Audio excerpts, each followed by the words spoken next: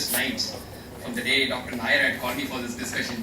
One good thing is, it has helped me keep myself on my toes on, what to talk and all that. So hope nobody has tomatoes or eggs to hurt at me. But tomorrow being a holy, it is okay.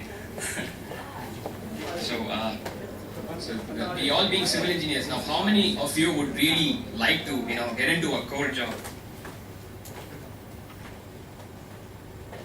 A core job that means at site.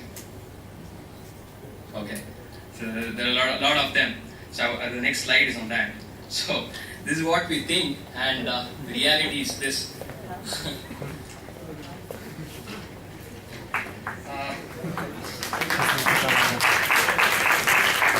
So this is like, the basic. I've just listed out a few differences in terms of assignment that is being given at work and at college. So the tasks that are given to you are clear cut. The assignments, whatever that has been asked by the faculty, they tell you this is what is needed or this is a problem. But at work, you are supposed to learn it yourself, and you don't get frequent feedbacks from your seniors. And a poor performance might very well cost you a job, or else it might reflect in your performance appraisal. So, what does it actually demand to be, in a site or in a core job? So the work site. So you must be highly understanding that most of the work sites are not going to be in the city. Always, you're not going to make up malls or some residential spaces inside the city. It is probably it is going to be in Kashmir, it is going to be somewhere in Arunachal Pradesh. So you'll have to be highly, understanding of all that. So there's very less connectivity with the family and friends. And as you know, the construction sites are mostly, it is infrastructure, the bridges, the power plants, the civil plants. So there's naturally a lot of pollution and exposure to the sun. Someone with bronchitis, or some asthma, or some breathing problems, it is not it's not your kind of job.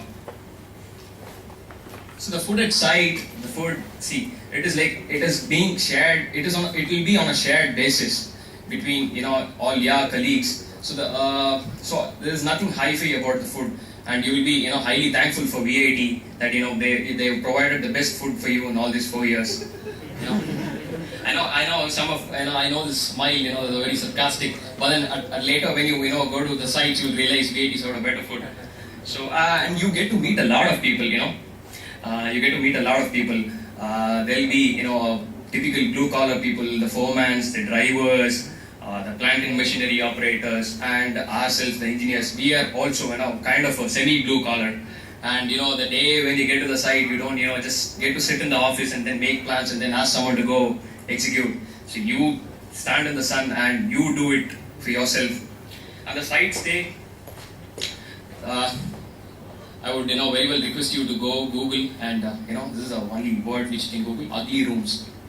So there are people of all kinds. So it is there's nothing much hi-fi about the rooms that are being provided by the company. There are all kinds of people again. So it is like it is really not nice. So the working hours. So yeah, I'm sure a lot of you would be wanting to know how many hours would you would want to spend at the site.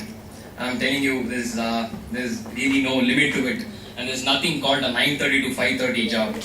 And you are expected to stay at site, even spend more than 12 hours a day. And the initial 3 years are going to be really tough. And most of you, I don't think you might get an off on the weekends or even national holidays. So how does it differ from an IT job? It is like, you have a target every day. There are the targets which is vividly stated in the MS program schedule. There are monthly targets which are broken down to weekly targets, and then these weekly targets are broken down to your daily targets. And there will be a lot of tough colleagues, meaning there will be a lot of seniors. There will be a bit of ragging, which we are not used to. VIT has always protected us from all that. So there will be a lot of taunting. So you got to cope up with it. And this industry, it is absolutely not for high flyers. For someone who wants to go do an MS in the US of A, or even a PhD or doctorate. So this particular side job, it is not going to be your kind of job. And it is a very conventional industry. Changes, it takes a lot of time. You don't, you go propose an idea, nobody is going to take it. And the mason would say, "अरे मैं 20 साल से ये कर रहा हूँ, आप कल आया हो मेरे को बता रहे हैं." So you can expect all that. And then you can also, this is a much cliche. You can expect this. My experience is your age, so you can definitely get to hear this at least once. And there's no innovation involved, like I said. You don't need to reinvent the wheel. The architects or the consultant, he makes up the drawings, and for you it is to just see the drawings and execute. And this typically this RMC story in India, it took almost 25 years for the RMC to come in. It took almost 25 years for the people to convince the RMC players, to convince the industry that RMC is actually a good alternative. And still RMC has not made great inroads. RMC just accounts to just 7% of the total concrete production. So you can understand how conventional the industry is and how much the time it takes to change. And there's obviously going to be a lot of discipline that is being expected from your higher ups. And you'll have to call everyone sir. They're not knighted, but still you need to call them sir. You're often in comparison with others. The next building, your next engineer, or someone who has passed out someone who has worked in the company 2 years back. That guy came 2 years back and then he did a great job. So you're going to be often in comparison with others. So there's one thing which is cruel. We make all the nice buildings and these IT people have a good time sharing a cup of coffee. So this campus to corporate, this is like more generalistic. All these slides, this particular 5 or 6 slides is pertaining to our core industry or the core job, and this will be more of a generalistic from now on. See, it is like almost a 19-year long wait for most of us to get into the dream job or whatever, and this is what we'll be doing for the next good amount of our life. And there's a good chance you might never meet up your friends. That's a fact. I have not met a lot of my friends in all these 3 years. I have not met many of them. And we are part of a much bigger system, but still whatever we do counts, and it helps the organization in a very big way.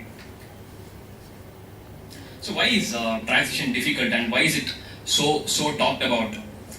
So many grads are totally unprepared, since the college did not teach them to encounter these challenges faced amidst transition. They don't teach you readily, how to go work at site, or else you don't get to do an intern at site or something like that.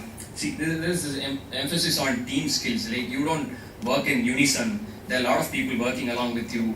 So there's a lot of team working skills that you'll have to learn and then cope up.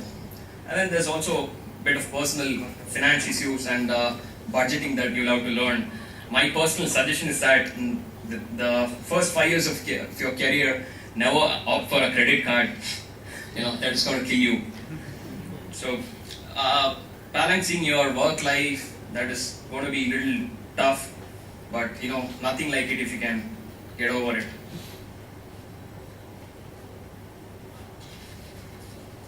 So there are few skills I just I would like to list down. Communication, it is very important. You cannot avoid that. If it is even if it is a technical job, or even if it is completely a people management job, you cannot get rid of mails or any sort of communication for that matter. So, and as study says, 80% of your failure at jobs is due to a poor communication. So it is a good time for you to challenge yourself and then get the monkey off your back. So there's technical skills that is needless to mention. So you need to get that. And then ability to manage projects and priorities. They don't tell you what to do, but then you're supposed to deliver every day, and then time and again you fail once, that is going to be seen as a that's going to go in as a remark. And see, whenever you get into an organization, it is better that you just go sit down with your manager and then ask from them what is expected out of you at the end of 6 months or the end of 1 year. It is good to stay in constant touch with your manager. And I would say try and design a professional development plan, probably, but that one that cannot be too ambitious, that doesn't overburden you. Try to find a buddy mentor at work. I found one in my boss, so I'm pretty happy. So yeah, so as I said before, so you need to partner with your manager. Take charge of your career by partnering with your manager. Be open to criticism. Most of it is going to be constructive. You're going to have a constructive impact in your career. Realize your manager is a person with power to open doors for you, helping us accelerate our learning and development and support in achieving our goals. So don't see him as an enemy. So try to build good relationships with him. And this is about more about avoiding pitfalls, in an organization. And you can see these workplace conflicts that happen very often, very often at construction sites. The fellow engineer, he might take your labor away, he might use your facilities or whatever. So there's going to be a lot of conflicts at site. So always strive for a harmonious working relationship. Understand the conflicts are often results of clashes in perspectives, priorities, values, and personal loyalties. So please understand some of these relationships that you may develop over time that are going to span lifetime of your career, and it's better you nurture and value them. So there's few effective tips and simple tips to get noticed at work. So like offices are more like mini families. So you spend close to 11 hours, sitting in the close proximity, sharing your coffee machine or whatever. So it is more like a mini families. So I would say keep aside 15 minutes a day, go around, exchange a smile or something like that. So but you're going to do that very often, to a female colleague, then you're going to end up in trouble. Yeah, anything in limits is good.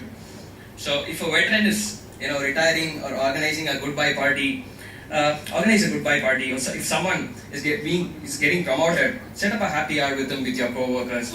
That is going to work. That is like people take note of you. You take part in others' happiness. So that is one good trait that you can try and develop over time. This is like more of making your presence felt. Always turn up little earlier to the office. I'm sure most of my professors would be smiling, because I've always turned up late to classes. But no matter, you'll have to develop this attitude of turning up very early to work, and you should be actually putting in little extra hours in the initial few years of your career. So there are problems abound in any company. So it would be nice, for you to join any company-wide task force, or you may call it a pilot committee. Interact with new people. It will give you new perspectives and new opportunity for contacts. So offer a helping hand to someone at work, as said before, and then take up leadership positions and be enterprising. Behave like a leader, and you will soon become one. Always put in your best efforts. You won't get ahead with a mediocre performance, regardless of how many other steps you implement. So this is one good thing. You should always stay updated with the trends of the industry. You see, as someone rightly said, you die when you stop learning. So keep yourselves updated with all this industry happenings. At least just grab a book and then pretend as if you're reading some American journal or even this. So just it is all required. Personal brand building, it is all required at work. So don't shy away and self promotion at work. So get yourselves in order. Like most of us, we don't get to spend time with families, or most of us feel frustrated through these initial years. It is really going to be tiring. So I would suggest work on your inner self. Try to get a balance. That might not be actually easy, but then there's nothing like it if you can actually get it. Then start saving from the very initial monthly income you make. The people say probably I'll start saving when I'm 30 or 35, but start saving. Even small amounts would actually work wonders sometime later. Set short and long term goals and work on them every day. And these are a few strict no's at work. Or you should never be misquoting the facts and figures. It might end up catastrophic. It is a big no. So if you actually do not know something, it is better you leave it at that, and then you don't misquote facts and figures. So scribbling about your own superior, it has a good chance it might poke you back. So you might never know who's man and all that. So it is something beyond our imagination or understanding levels, I would say. So that is not going to work. So turning up to office with a bad hangover, that is a realistic no. So I'm sure this rings a bell. This ad of Naukri, if I'm right. H for Hitler, A for arrogant, R for rascal, and I for idiot. So dealing with a difficult boss, it is actually not a crime. It is not illegal to get a difficult boss. So you got to face it. See, if there is some kind of a discrimination or defamation or harassment, definitely, and if it is against the law, and you can ring a bell, but otherwise it is not really illegal to get a boss who is not very docile. So I'm sure a lot of us look up to Steve Jobs, and you must have not known he's a very extreme taskmaster. So yeah. So how to deal it right with your boss? You open up your mind. No one is right or wrong all the time. So listen to what he's got to say. Most of the criticism that is going to be thrown at you, it might it might not be palatable, but at some point of time that is going to work out great for you. So to pay close attention, for a moment, you don't react to whatever he says. Pause for a moment and then just don't construct a response. It doesn't have to be that spontaneous. You can just go back, think, and then go speak to him. Consult someone you trust, as he said. Try and find a buddy mentor if you can. And really you are running into frequent troubles with your boss. So I would prefer content over context. Keep your communication really short and essential, so that you don't bump into him every time and then get a firing or something like that. So take a time out. There's no need to respond immediately, because for a time to think and never reply in an emotionally agitated state. Agree on an action plan. Probably if he's not happy with you, just go down, sit down with him, and then try to find out what is really expected, and make plans for it. Work on what is actually expected out of you. Yeah, but sometimes there are good chances that people might be unfair, but then you've got to deal with them. There's no getting away from all that.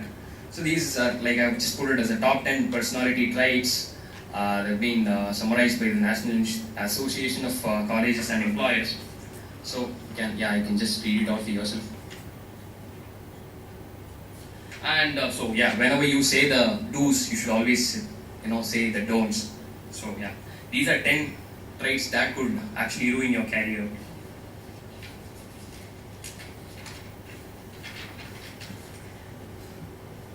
So a smooth transition is actually possible. It's not all that tough, but you got to have the proper mental attitude.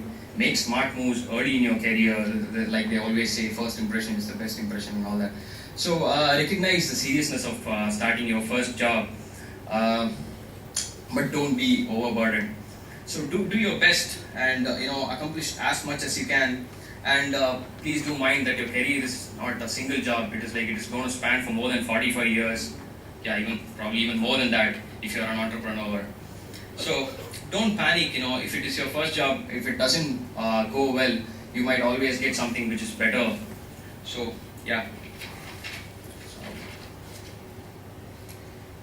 thank you so much. To same level, I can take pride in saying that we, the students, have shown some resilience and put in time and energy to understand the job that have been assigned to them. And I can proudly say this: out of 9 GETs my organization had recruited, 3 of them stay with the company, and I'm happy that all 3 of them are from EIT, and they're doing a wonderful job. I'm sure the coming batches would also live up to the standards and let the EIT flag fly higher and higher. Thank you so much. Thank you.